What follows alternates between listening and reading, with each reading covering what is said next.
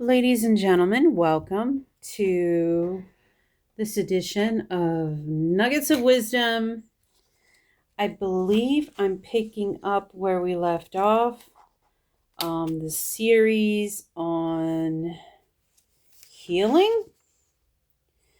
And I'm sharing my notes, my diary entries, my journals, my notes from webinars, free webinars, classes, online courses, all this stuff that I've accumulated over the last, let's just say, 20 years.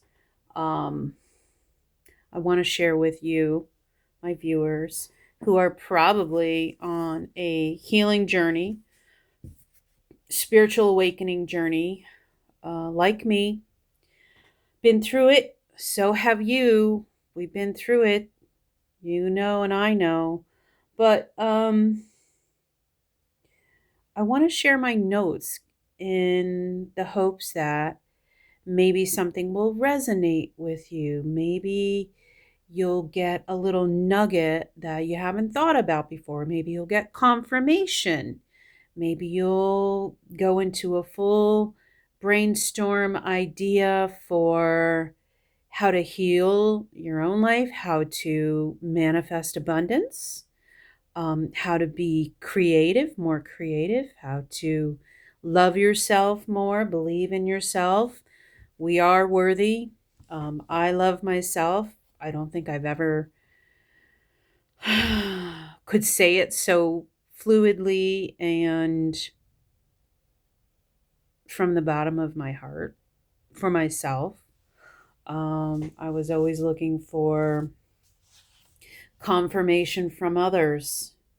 I valued other people's input and opinions more than my own. And there's no one that knows anything more than you. What's good for you, you already know deep within your higher self. It's just a matter of getting to that place, whether it's through meditation or silence or contemplation or journaling or Reiki or past life regression or you name it, some sort of drug, which I won't condone. I haven't done it, so I can't testify to that. But people do different.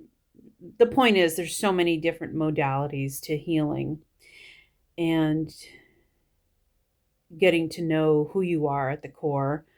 My path has included probably some of the stuff that I just named, but also I think I started with like really, I think I looked up the meaning of my name.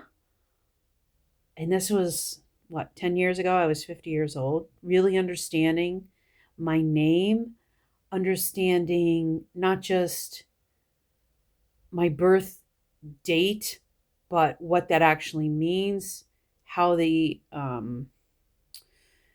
impact of the planets and where they were at the moment of my birth, how it influenced possibly who I am as a person, my personality, the purpose of why I was born, what my um, strengths, what my lessons are. So astrology, numerology, knowing your life path. It started on that. I did Reiki. I started learning about crystals, all these things that I didn't really know much about. So that's kind of what my path. Oh yeah. And how did this all start? Twin Flame Catalyst. So I'm part of that community that kind of fell in love with um I want to say the energy of another. Like I didn't know who this person was. They were my boss, believe it or not. My boss who's 13 years younger than me, never had any real interaction other than business, right, with this person. And then it was just a spark, an energetic spark. And then it was all about energy. I never really talked about energy either, except in physical science class in ninth grade in high school. Um, but yeah, it started.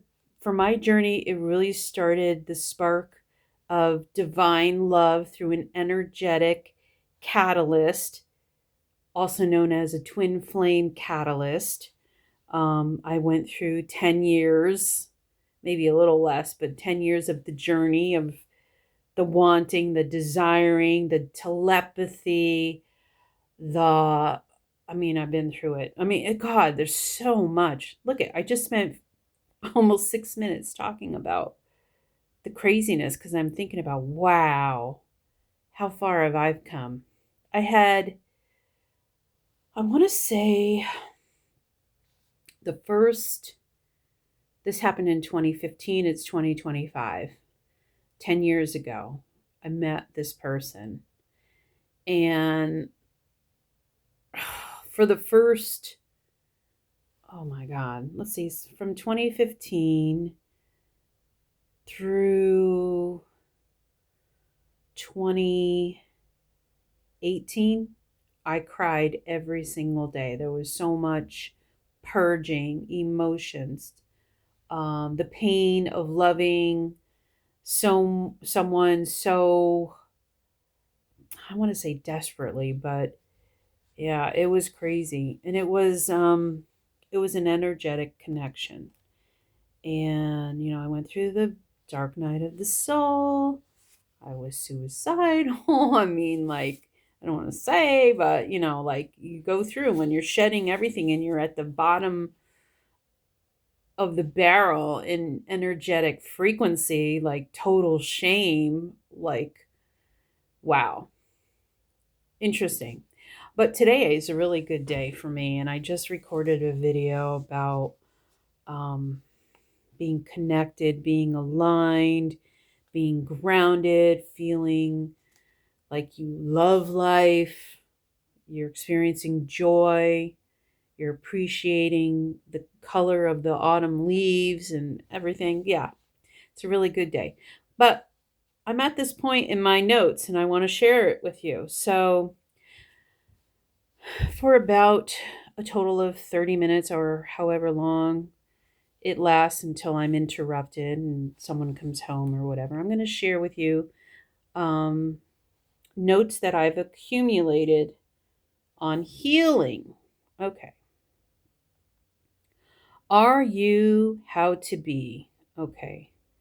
Pity, anger, love, addiction, judgment, empathy, depression, having the last word, control freak, happy, confident, okay, honesty, truth, justice, authenticity, vulnerability, pain, addiction, comfort, emptiness, scars, criticism, secrets, hidden truth, lies, anger, deception, hurt. Homework, childhood picture, meditation. Ask Source to take you back to the root cause of your belief. Feel the moment. Understand the lesson. Give it grace and place. Fast forward timeline of your life. Understand lessons of love and survival. Find the wound, acknowledge it, give it peace. Pour our inner child with golden light. The way I read it, it's like, oh yeah, just do 1, 2, 3, and it's so easy. It is not. Healing your shadows is very difficult. I think a key component is to go back to our inner child, show it the love and attention that we needed at the time. Acknowledge, I think one of the healing things for me was looking back at my childhood and understanding the chaos of it all and what did I do to survive in that kind of chaotic environment? And for me, one of the things I identified was as a child, I enjoyed going to my room, being alone, taking out my watercolor paints and painting, my sketchbook and drawing, um, just a pen and paper and writing a story or poetry. So that was me as let's say 8-year-old child, right? And as a 50 plus year old woman, 60 now, it is one of the joys in my life. You're looking at something I created, but I have many different pictures that I've used, whether it's magic marker, crayons, watercolor, acrylics. I mean, I've explored it all. I even went back and dug up some of my unfinished paintings from high school, and or some that were finished, and I really evaluated them and have a new perspective and really appreciate my sense of creativity. May not be your cup of tea. That is fine. We are all different. We are all here to express our own unique brand of creativity. So hopefully, find this encourages you to find your own. Could be cooking, could be dancing, could be musicianship. Yeah.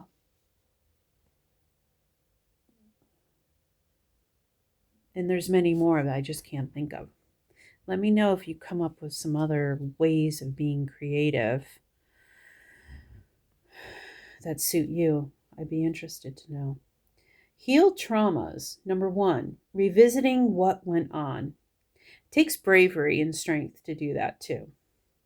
Because my revisiting to went back to me as a child being afraid when my father was in an alcoholic rage. Hearing the clink of the glass, the martini being made, smelling the smoke in the house. I mean, all these were triggers for me. Could still be. I say were, but could still be. Revisiting what went on, be in relaxed state, meditation, relaxed contemplation, become aware of what went on, realize it wasn't us. It was given to us. It's not the self. Understand why you acted that way or how or why it happened. Understanding leads to forgiveness, healing. Every time I see the word forgiveness, I've got to share the Ho'oponopono prayer. I'm sorry. Please forgive me. Thank you. I love you. And I have a deep father wound. My father was an alcoholic. I've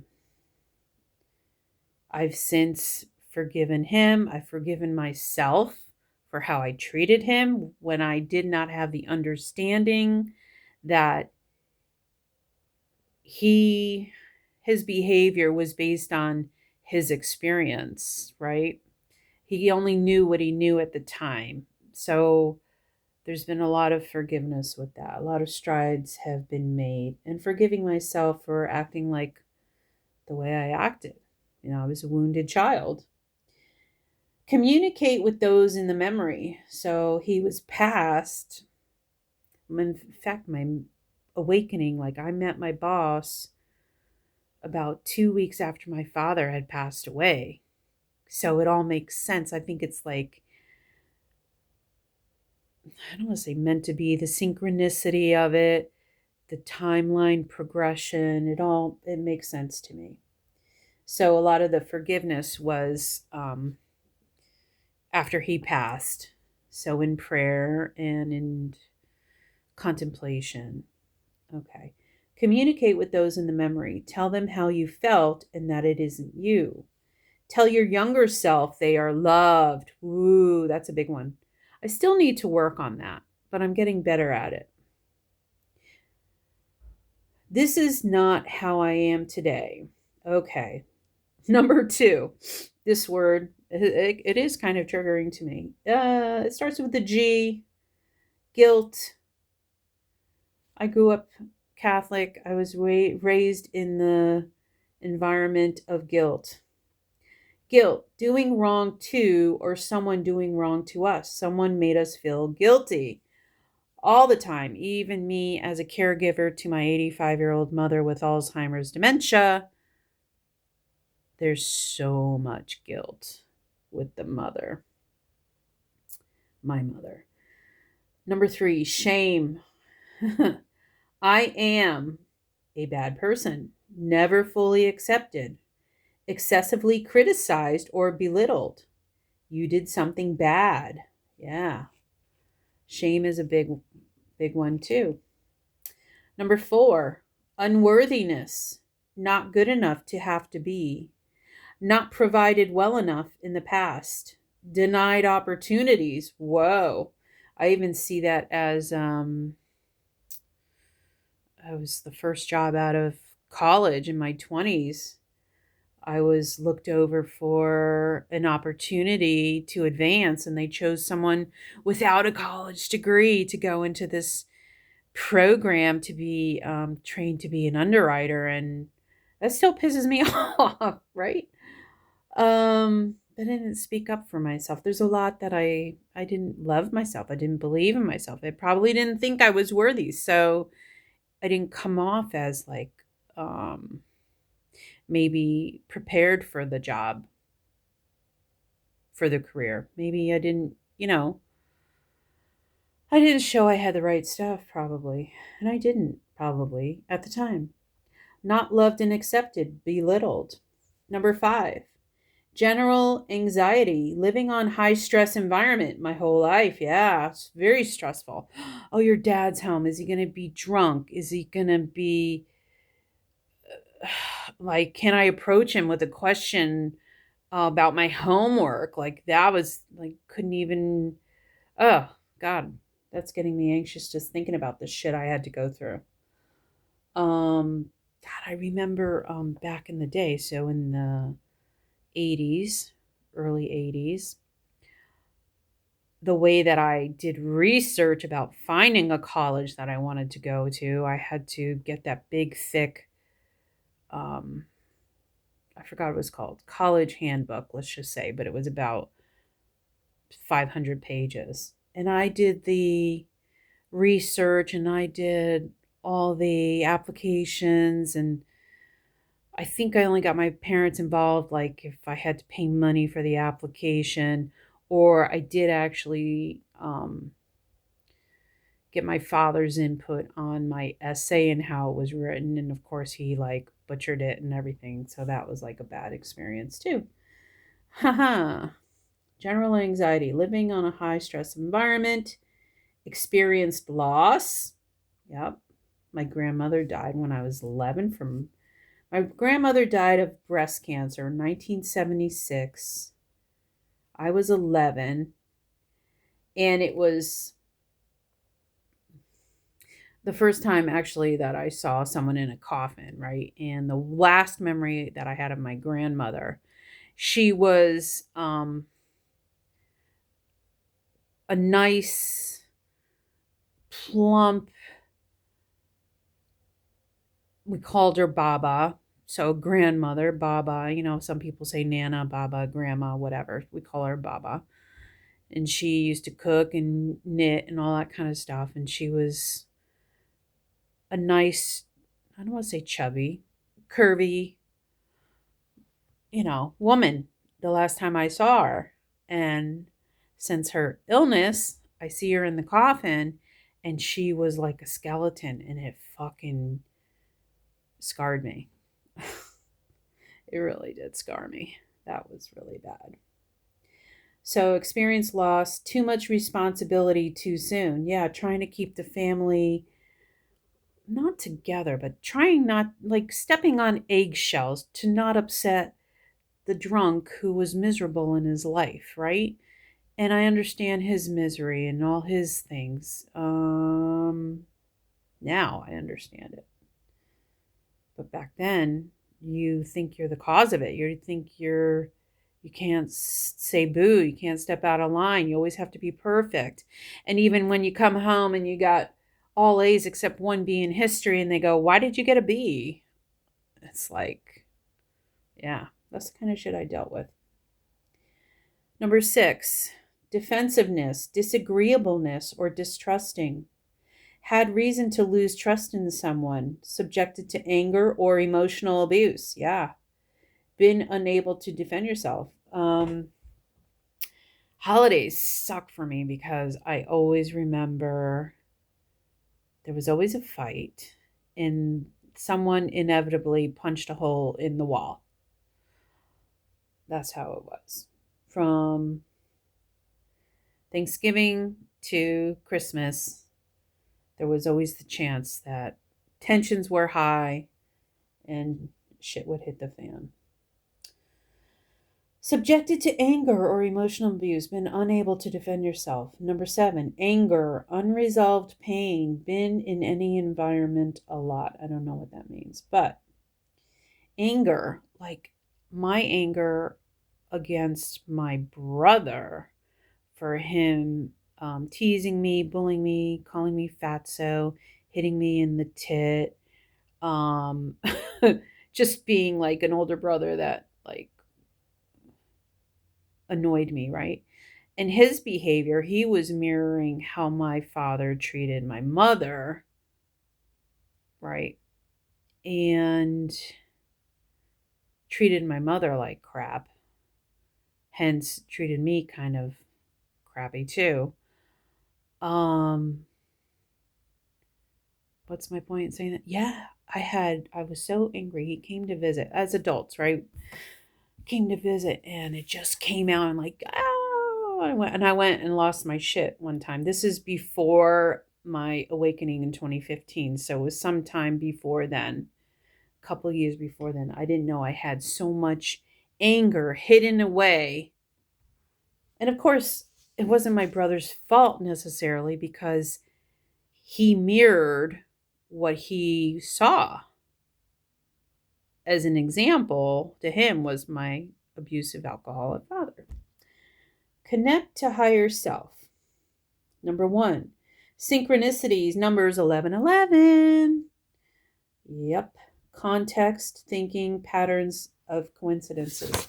So in my journey, I've had many synchronicities, not just 1111. My birth date, 6/21. I always see that. I always see 6/51, which was the address of my Baba and Peepa in Florida. My Baba, who died of breast cancer, I always felt like her and my Peepa, her husband, my grandfather, um, were like angels. And our angels looking out for me. I always feel very connected to them. So those are 2 other numbers that I find synchronistic. I see 444 a lot. There are some consistent. I see 1 2. I see 1 2 12 34, like 1 2 3 4.